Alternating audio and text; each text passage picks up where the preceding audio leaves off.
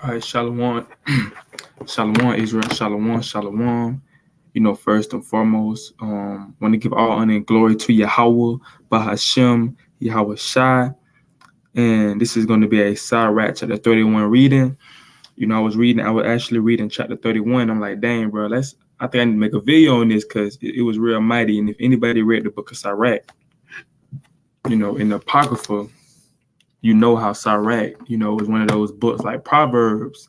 And I know brothers say Sirach is like Proverbs on steroids. Like Sirach is on a whole nother level. Proverbs is a book of wisdom. Proverbs is a book that's like, okay, it put me on game. But Sirach is like Proverbs, but 10 times, more wisdom.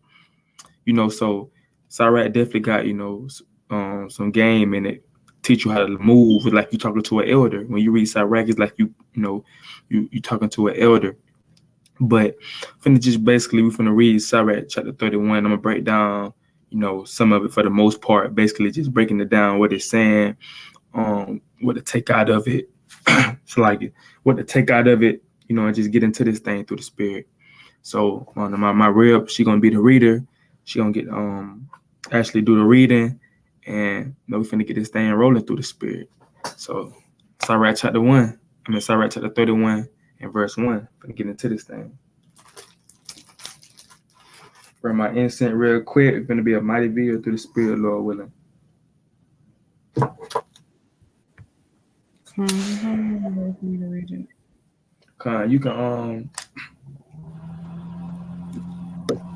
can start it right now. You can start it right now. This is Sirach 31. Watching for riches consumeth the flesh, and the care thereof driveth away sleep. So the Bible say, watching for riches consumeth the flesh, and the cares thereof driveth away sleep. So, you have a lot of brothers. That's crazy. That be the spirit. The incense don't be blowing in my face until I make a video. If I ain't making no video speaking about the word, it'll go right up.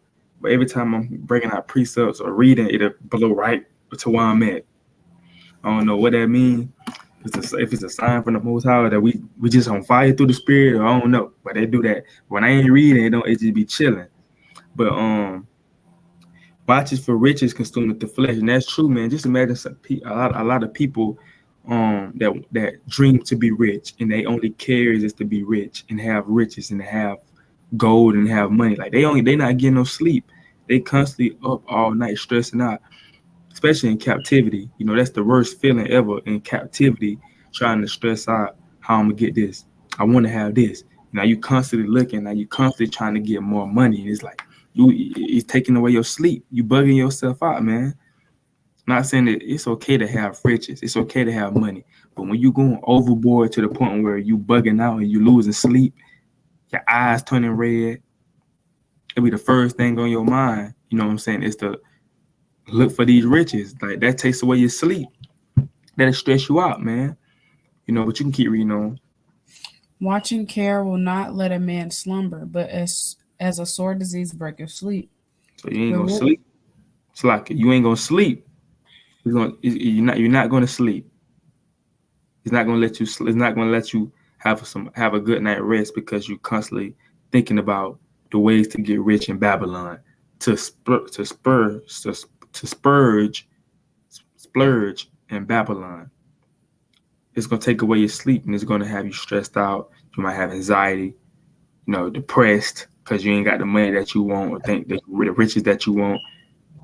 So that's what happens. That's why it's definitely it's good to be content where you at. And if your riches do increase, hey, all praise to the Most High. What you got to be? The rich hath great labor in gathering riches together, and when he resteth, he is filled with his delegates. The poor laboreth in his poor estate, and when he leaveth off, he is still needy. Okay, start right there. So it said the rich have great labor in gathering riches together. So the rich, that when they gather their riches, when they have money and they already just say they come up with a job or a job offering them, somebody basically put them on a job, and that it got something to do with increasing their wealth, or they may connect with somebody that's on the same level as them when it comes to wealth, It says, when he rests, he is filled with delicates. So when he rests, he not gonna be moving and turning because he know that everything going good. He know that more money is coming in rather than that person that's not rich and they're trying to get rich. That's the difference when somebody rich and they got more money and stuff coming in and everything going smooth. They can sleep better rather than the other person. And it says the poor laboreth in his poor estate. So now here you have the poor people, they labor to try to make ends meet. And it says, and when he leaveth off, he is still needy. So even when he get done, when he done laboring, he's still needy. He still need more. It's not enough for him. That's the difference between the rich man and the poor man. The poor man got to constantly labor, and the poor man might labor more than the rich man, but he's not going to make as much money. That rich man could have been a generational wealth thing. He will pass down from generation to generation. Now he got it. That poor man probably put more work in to his craft than that rich man, but it's still gonna be hard for him. Even though he working 3 or 4 jobs, it's still gonna be tough for him because there's not enough money coming in. He probably got 5 or 6 kids, got a wife, gotta pay bills. It's gonna be tough for him. But you got to pay. Did I get verse 5 already? Oh. He that loveth gold shall not be justified, and he that followeth corruption shall have enough thereof. Gold Mm. hath been the ruin of many, and the destruction was present. So we know money is the root of all evil, man. Not the I mean, it's like the love of money is the root of all evil. Not money is the root of all evil because there's nothing wrong with money. We need money to survive. Like if you don't got no money, how you gonna survive? But the love of money, is the root of all evil. And it said gold has been the ruin of many. So gold have been the ruin of many. Now we know we don't have gold in today's time, but we have money. And that being the ruin of many, man. That them being destroyed. Money, um, those are two things, the three things that destroy, us as a people. It's money, money, gold, drugs, and women. Those are the three things that destroy the so-called black man. You got gold or money, drugs, and women. They have our men going crazy, and it's a lot of men. It's a lot of times, that have been men ruined to the point where they got it, or they may not got it, and they trying to get it, and it ain't happening quick enough, and they bugging out, or they might have it, and that spirit of pride come upon them, and they think they run everything, right? They think they over the Most High now. Gold have been the ruin of a lot of men, man. A lot of men done got killed over it, over money, gambling with it. The person didn't want to pay up. Then the other person said, "You better pay my money." Then he shot him, be like, "I ain't paying you nothing." They have been a ruin. A gold money have been a lot of people in the grave right now because somebody didn't pay them back and they killed them. Somebody or they hired somebody to kill them. That's how deep it is, man. They say you don't. Hey, what Big Run say on Friday? Playing with my money is like playing with my emotions. Say, take that thing serious, man. You know what I'm saying? Hey, don't pay Jake back and see how Jake gonna act. Jake gonna be, man. All right, Jake gonna go crazy about his $5, his $20. Might even be that much money, but it's just the concept of it. Like it's money. You gotta be.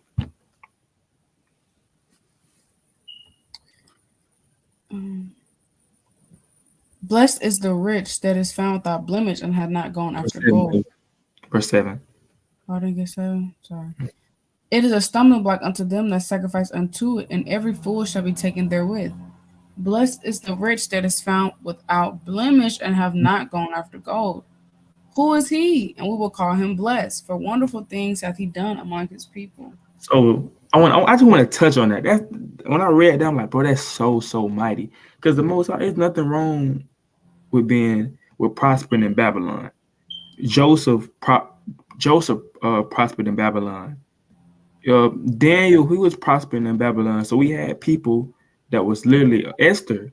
So you had people that was kind of on high levels in Babylon that had riches, that had certain things. There's nothing wrong with that. The Lord said, "Blessed is the rich that is found without blemish." So blessed is that rich man or rich woman that is found without blemish. She don't let pride puff us up. I mean, he don't let He or she don't let pride puff up.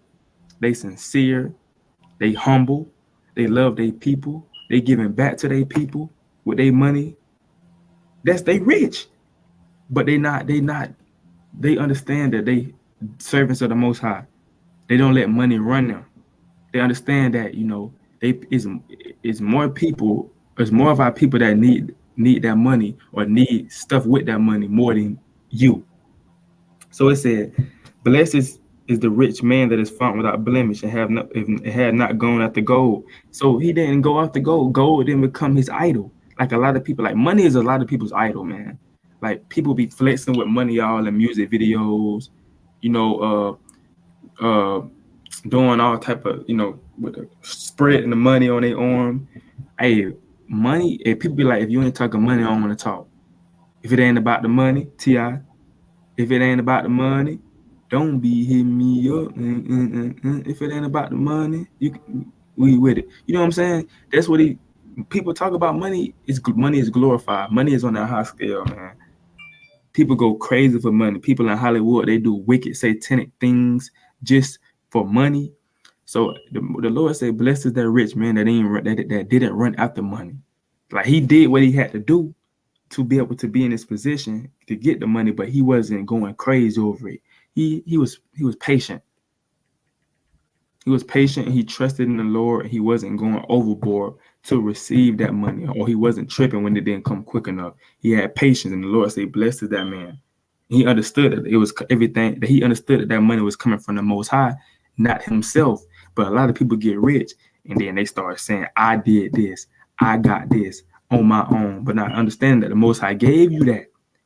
But the Lord said, "Blessed is that rich man that understands that it wasn't of him, it was of the Most High God."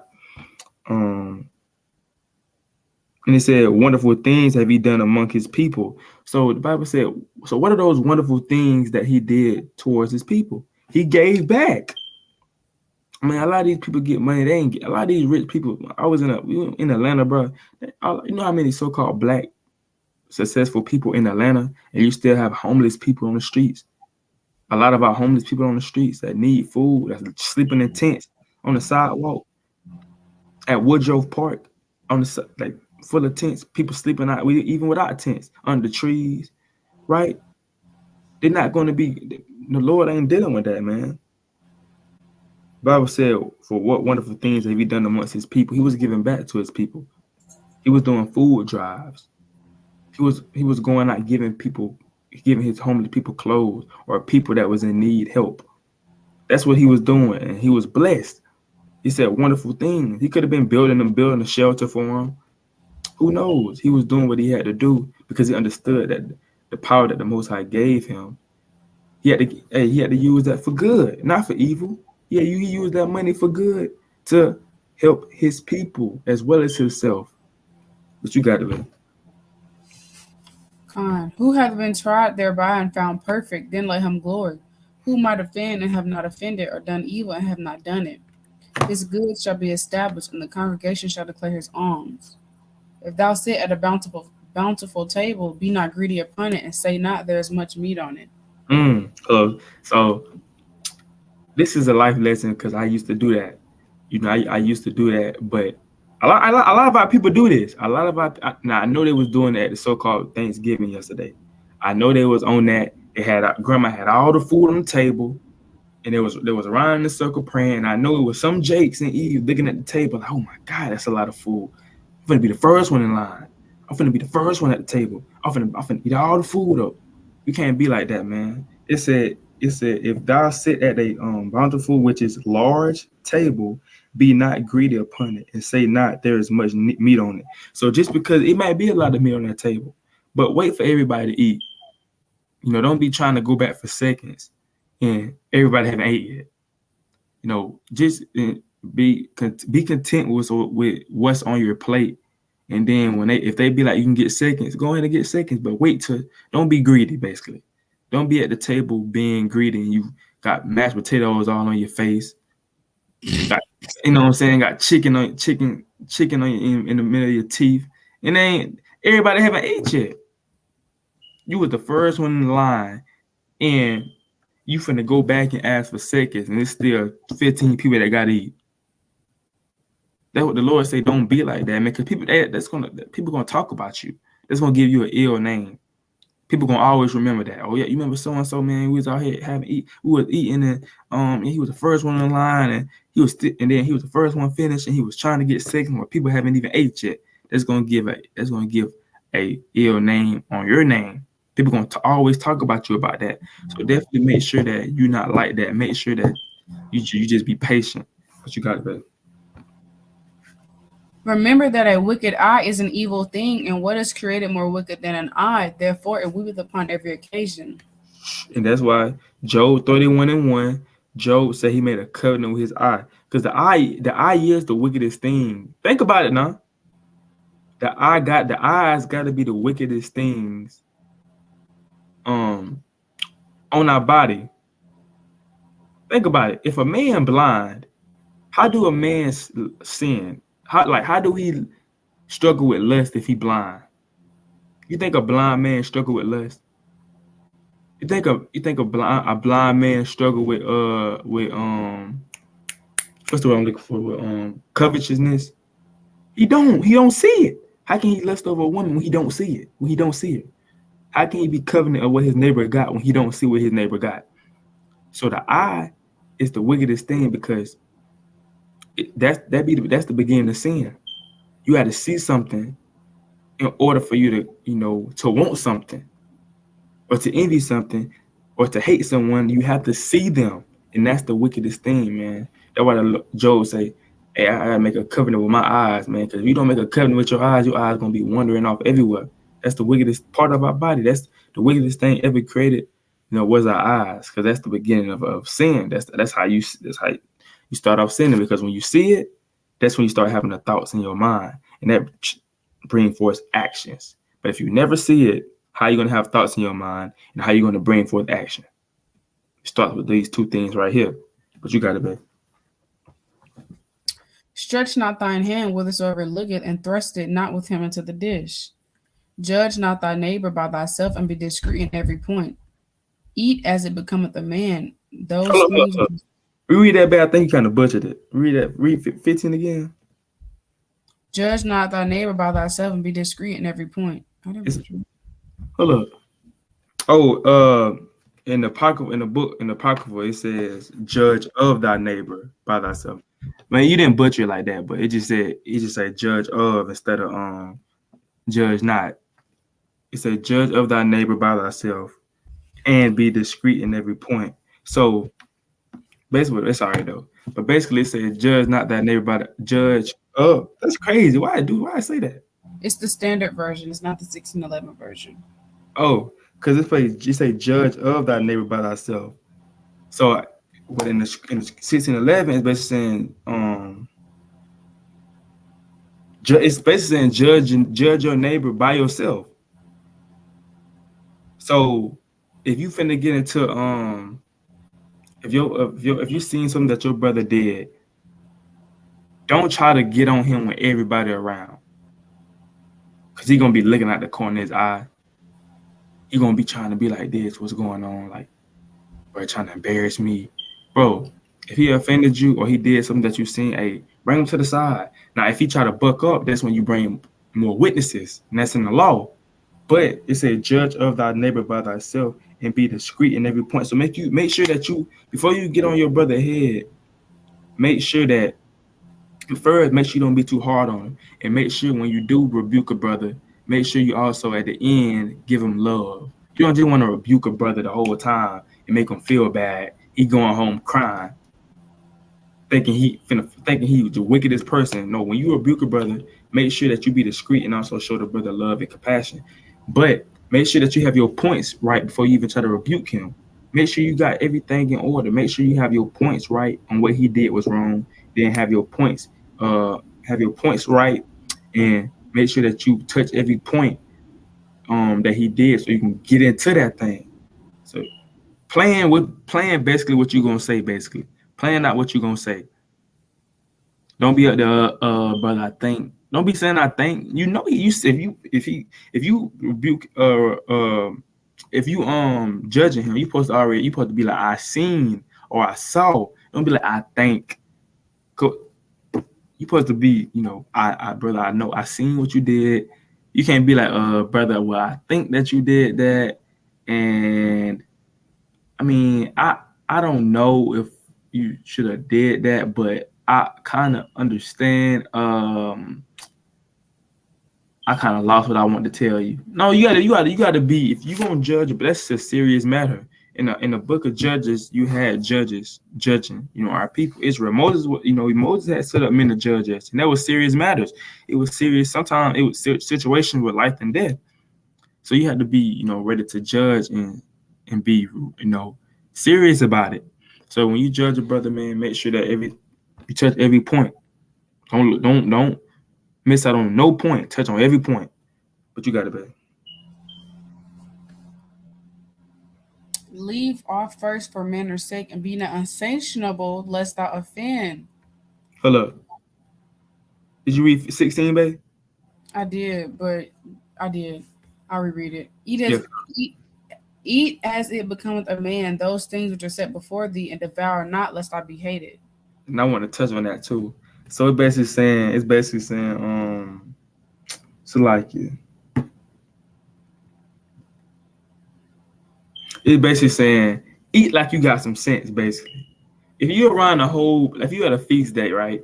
You around the whole table, eat like you got some sense. Don't be kicking your feet up on the table, and don't be dang smacking at the table. Everybody just chilling, having a good time. They hear, but yeah, bro, I'm trying to check. Bro, who made the pasta, man? Well, pasta. You know what I'm saying? You can't. Don't be. That's what the Lord is saying. Don't be devouring your food like a little kid. You ain't even using the forks and the knife. You picking it up, stuff in your mouth like you Fat Albert. You know what I'm saying? But the Lord said, man, act like you got some sense. Act like you got some manners. Now ain't nothing wrong with eating the chicken, which I eat chicken with my hands. Kind of eat the chicken with my hand, kind of bite it. But it's different when you stuffing you burping at the table, burping and farting. You know what I'm saying? We're gonna kick you out, man. You're gonna have an ill name. People gonna talk about you. They're gonna call you Mr. Fat Guy. But you got it, baby. Leave off first for manners' sake, and be not unsatiable, lest thou offend. And unsatiable, I think it means greedy again. Let me see. Be like satisfied. Yeah, satisfied. So be satisfied with that's what I was saying earlier. Be satisfied. It means not able to be satisfied, greedy. But yeah, so hold on. What? Yeah, that's what I was saying earlier. Don't be greedy. That's all, man. That's all in the Israelite community.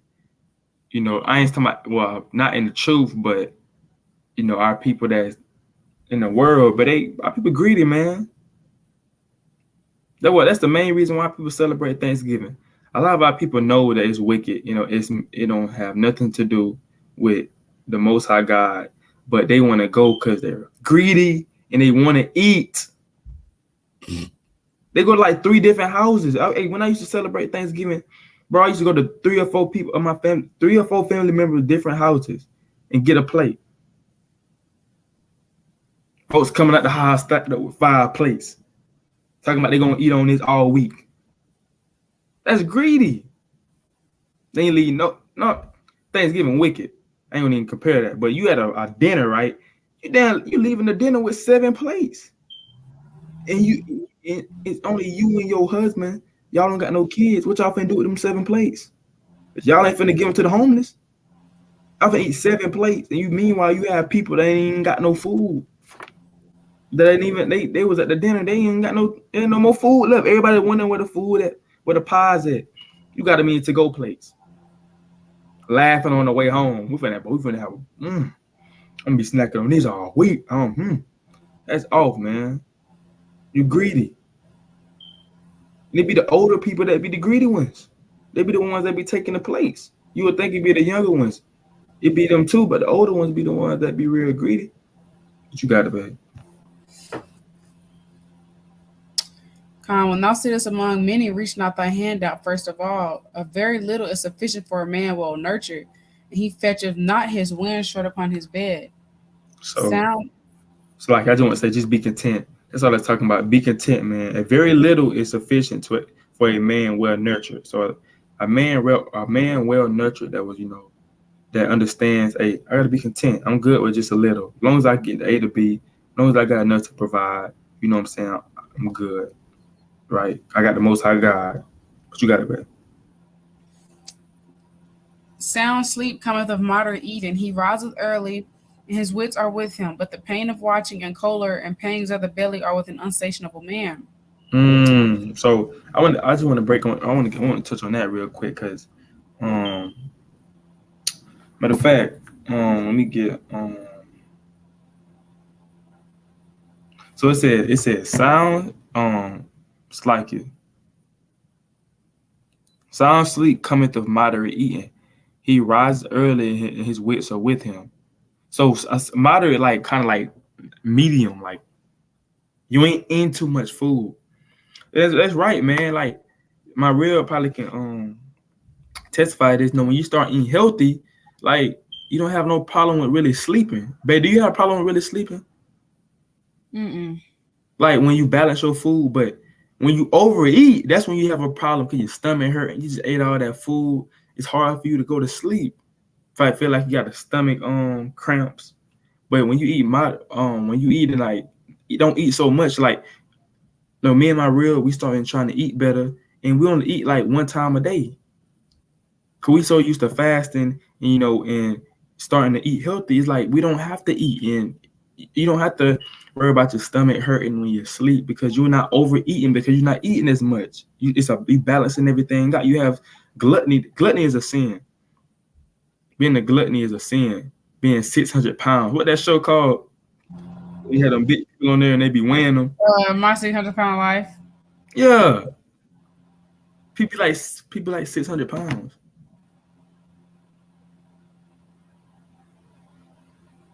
600 pounds? Yep, it'd be nasty. Let me pull it up. Pull it up. Pull it up. Now you think them people be That do you stuff be think nasty. right? Do you think these people be able to sleep peacefully? No. They be up stressing, be up moving, tossing and turning, finna pop. Cause they overly eating. That's not a good feeling to overly eat, man. Everybody or overly drinking too much. Everybody know that's not it. You can play a little bit up, but you can turn the volume down so it won't get copyrighted. No mind, you don't even play it. Go type it. Go to the go to Google and type it in. My 600-pound lives, and I know some images are gonna come up. People ain't, and that comes from pork, man. Look at that, man. Look at her leg. Look at her leg. That's sick. Is that even a leg? That can't. Now you think these people are getting sleep at night? And they She be like eating. they look like some Play-Doh. Bae. No, I'm just That no, I'm is just not. saying they're Edomites. So I ain't saying my people. My people gotta do better too. But the ones that you showing, 9 times out of 10 are Edomites, man. It's like some Play-Doh. Like they can't be comfortable. Like you ain't getting no sleep like that.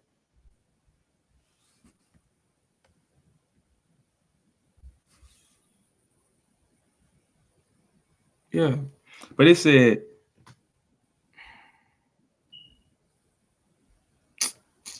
but the pain of watching. Oh wait, what was it? Sound sleep, mother.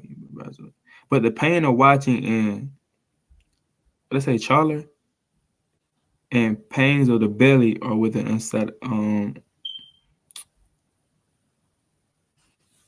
unsatiable. That how I pronounce unsatiable. Verse 20. There's unsatiable. Is that what you're talking about? Yeah, unsatiable. It's like Mm. insatiable.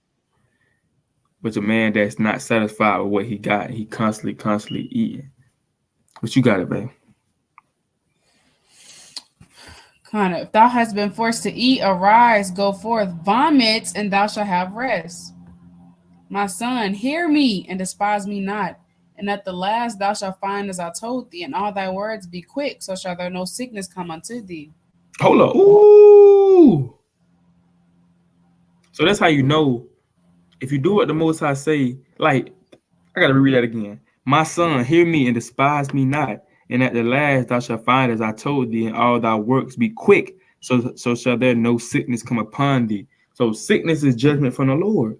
If you don't do what the Lord said, sickness is a judgment from the Lord. He can call sickness upon you. So you wonder why people get sick, like death sick, like diseases. Like what's going on? Judgment. The Lord said, "Man, do what I say, or unless sickness come upon you, and get that COVID-19, and get that what's that old that get that monkeypox, get that virus, get that Ebola, right? Get them smallpox, get that HIV. Okay. That's that's Okay. Get that's it. that's sickness from the Lord, you know. But you got it. Whoso is liberal of his meat, men shall speak well of him, and the Mm. report of his good housekeeping will be believed. So if you liberal meaning like you open to share basically. So if you open to share with your bro, if you willing to give your food or give your meat or food to other people, it should they say speak well. They're gonna speak well of you. Our people already like to eat. They like to eat. So if you giving them, helping them eat, they gonna talk well about you, man. Oh, that's so and so, man. He remember he helped me and my family out. He gave us some beef. He gave us some chicken. He gave us some mashed potatoes, man. He always looking out. I like him. But you can keep going, babe. Khan, whoso is liberal of his meat, men shall speak well of him, and the report of his good housekeeping will be believed. But against him that is a niggard of his meat, the whole city shall murmur, and the testimony of his niggardness shall not be doubted of. So, man, so if you really like stingy over your food, people gonna talk about you. Like if people, you got this, you got it, but people come in, ask, and you be like, nah, man, this my stuff. Get your own food. Stop leaving me alone. Stop coming to me. Go get your own stuff. People gonna talk about you. People gonna murmur on you like, this nigga, man, he got it. He got it. He don't want to help us. He's rich. I hate him, man. That nigga lame. They're gonna be talking about you. They're gonna murmur at you. That's what the scriptures say. What it's talking about, but you got it. You can keep reading. Shew not thy valiantness in wine, for wine hath destroyed many. So don't basically show how mighty you. People do that. Don't show how mighty you is when you own the wine, cause my wine give you extra courage. Like just say when you ain't on the wine, you might not even want to talk to that girl. It's like, dang, she might be out of my league. I don't even know if I can get her. When you drink some wine, it's like, here I come. I'm finna go talk to her. I can do it. I'm the man. Who the man? I'm the man. Who the man? I'm the man. You gonna do it when you gonna feel good when you out the wine. The scripture say, man, don't be violent. Don't be that man that you be like, you know what I'm saying? You feel mighty, like you feel mighty when you on the wine. You going to anybody, talking to anybody's face, pushing anybody. You think you that guy. Lord, the Bible say don't do that. You get mess around and get knocked out. You're gonna be on World Star. But you got to pay. The furnace proveth the edge by dipping, so doth wine the hearts of the proud by drunkenness. You can keep going. Wine is as good as life to a man if it be drunk moderately. What life is then to a man that is without wine, for it was made to make men glad. So wine or strong drink, you can drink it. It's not a sin to drink it, but drink it moderately. Don't overdo it. You know what I'm saying? You have to know your limits. In this truth, we have to know our limits when it comes to wine, because we understand that wine it definitely makes you feel good, but when you overdo it, that allow demons to come into your temple. So we definitely got to make sure that we drinking wine, moderately and have self control when we drink it, right? But you got to be. But wine drunken with excess maketh bitterness of the mind with brawling and quarreling. Mm. So it say, but wine drinking with excess. So when what I'm saying, you overdoing it to the point where you drunk, right? It says, maketh bitterness of the mind with Sorry. brawling. Huh? Sorry. What happened? I won't pay attention. You good? But wine. It makes you um want to fight. A lot of people normally want to fight when they have the strong drink. They become a new person basically. They're not that same person before they start drinking, but when they start drinking, it's like they like everything changed. And there's a lot of people that done got knocked out for being on that strong drink and start acting mighty, start trying people, and they got knocked out of that wine, man. That's what it'll do to you. But you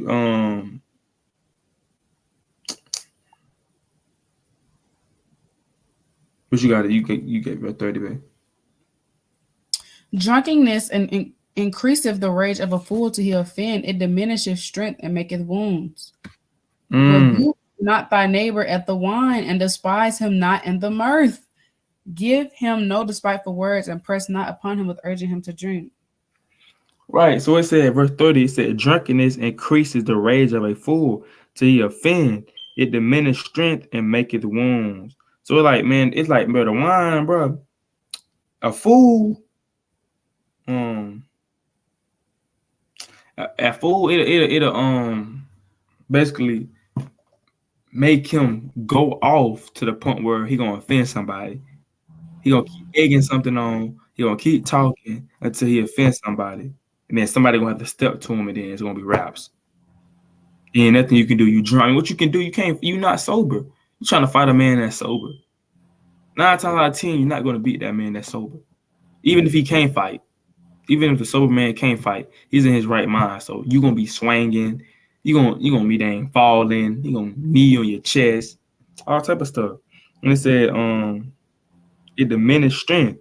And it diminished strength when you up, man, when you drunk or you overly drink throughout years, it diminishes your strength. You're not as strong, man.